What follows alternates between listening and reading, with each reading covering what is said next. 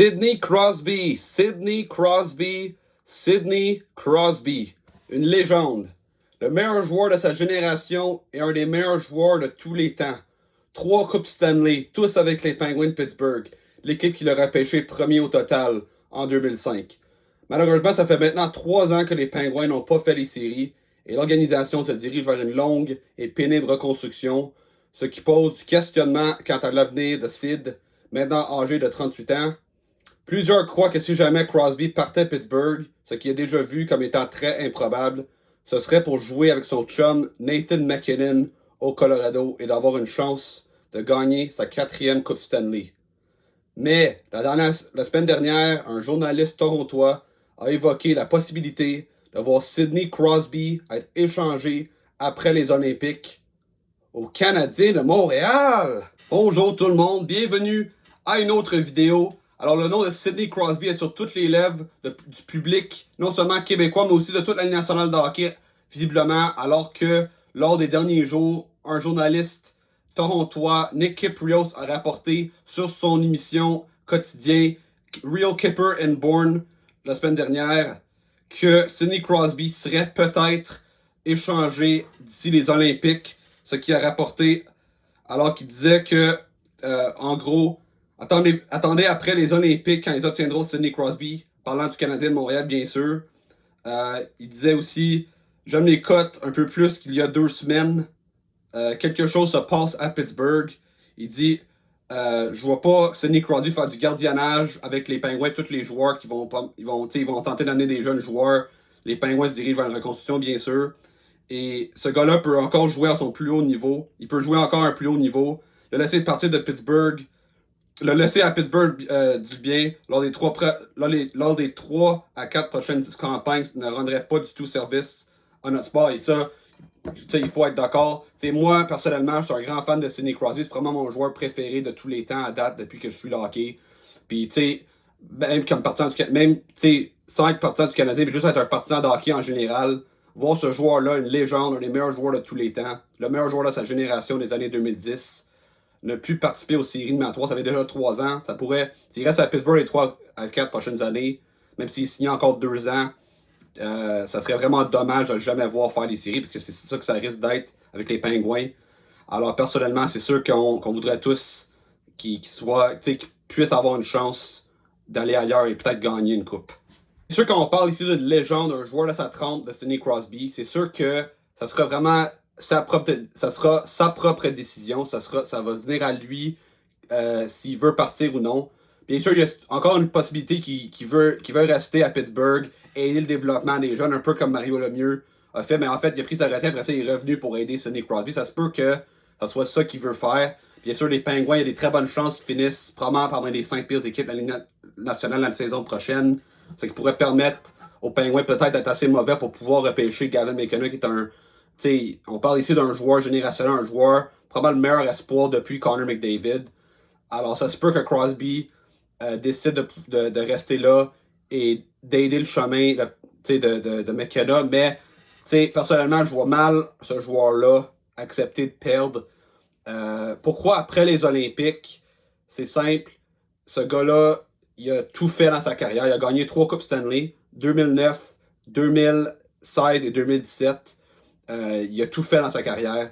Il a gagné déjà la médaille d'or aux Olympiques 2 fois, dont il a marqué le but gagnant en prolongation à Vancouver en 2010. Mais ça fait quand même... La dernière fois, c'est 2014, là on est 2025, alors les Olympiques, ça va être 2026.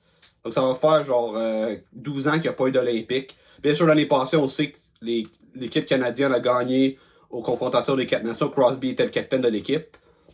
Mais pour lui, les Olympiques, c'est quand même quelque chose de gros sur le résumé d'un joueur de hockey. Puis lui, il va probablement vouloir gagner ça.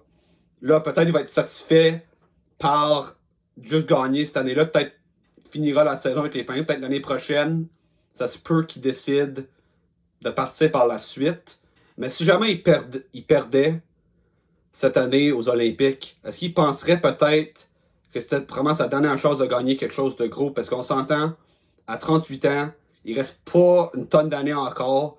Je ne sais pas combien de bonnes saisons qu'il reste. Ça se peut qu'il joue encore 5 ans, mais peut-être il reste 2, 3 bonne saison encore, puis il sera plus un joueur de troisième trio, genre.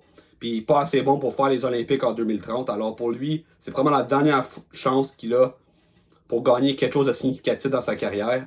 Alors peut-être là, c'est ça que ça va prendre. Puis si jamais il perdait, il saura qu'il n'aura plus de chance de gagner rien cette année, puis il pourrait décider enfin d'être échangé.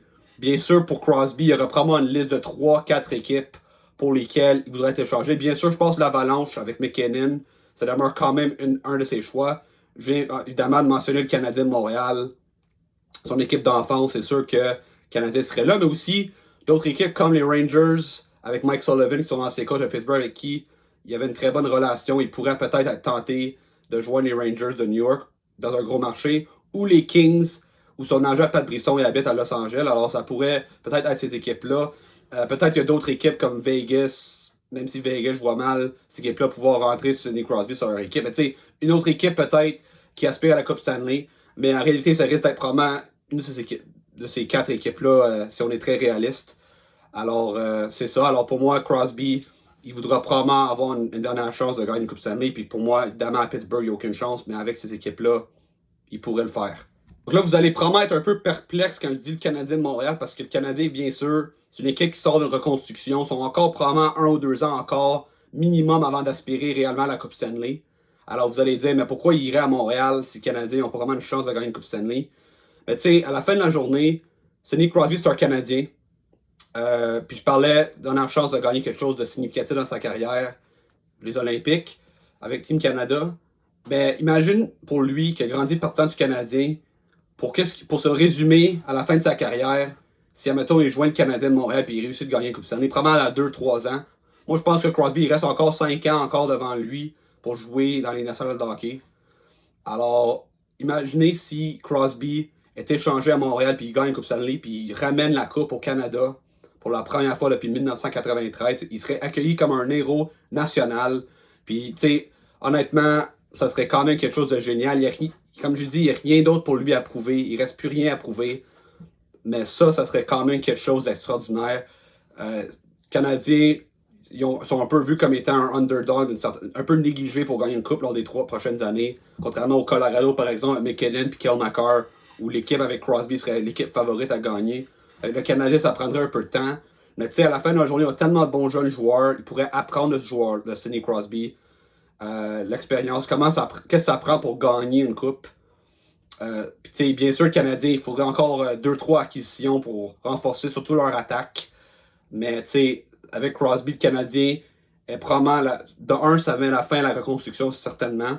Il y a du monde qui pensait qu'avec la transaction de Noah Dobson, que ça marque la fin, mais pour moi, je suis pas encore rendu à dire ça parce qu'on parle quand même d'un joueur qui rentre dans le groupe d'âge des Canadiens, un joueur de 25 ans qui a signé pour 8 ans. Mais tu sais, admettons, si tu fais une transaction pour acheter un joueur comme Crosby qui a 38 ans, là tu es vraiment rendu à un point où, de un, tu n'es plus vraiment dans le mode l'avenir parce que là, tu viens d'acquérir un joueur d'impact pour le présent uniquement, puis peut-être dans le moyen terme, 2-3 ans. Mais aussi considérant que ça amènerait l'équipe à un autre niveau.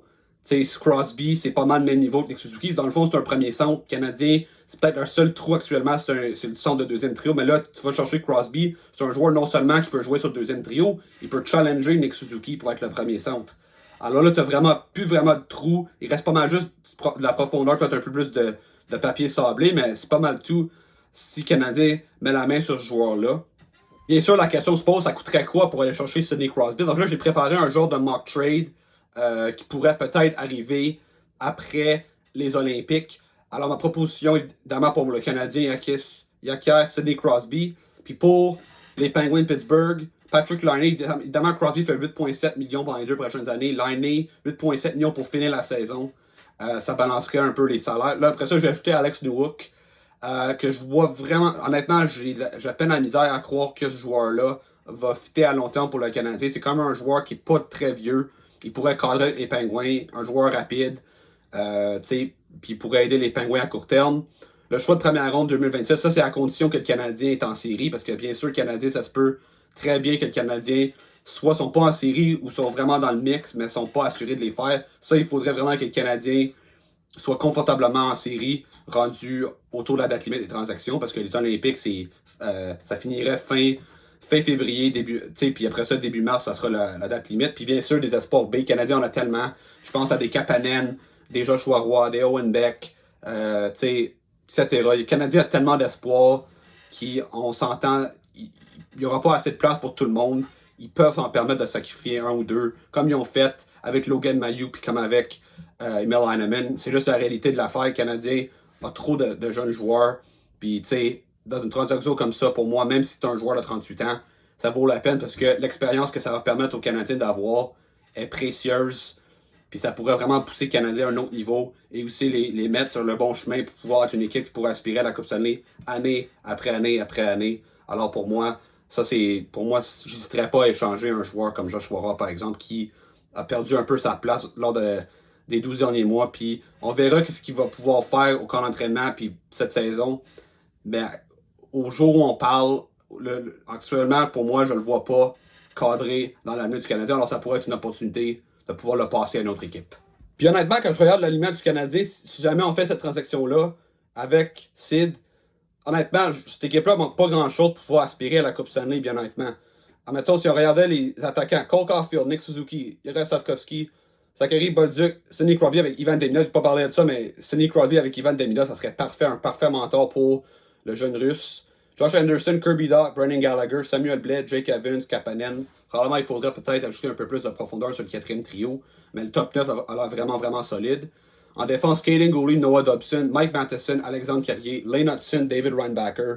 Dans les buts, Samuel Montembeault, Jacob Dobesch. Puis là, les extras, dépendamment qui qu'on échange, Owen Beck, Florian Jacquet, Joshua Roy, Arbor Jacquet, Jaden Struble, Capo Kakanen.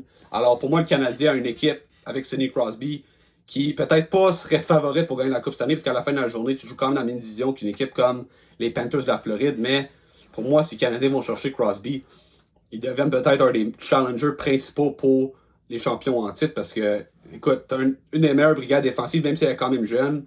T'as quand même un bon gardien avec Montembeault, t'as un des meilleurs premiers trios, puis là, tu vas chercher Sidney Crosby pour jouer avec Ivan Demidov. Ça pourrait vraiment être, très dynamique.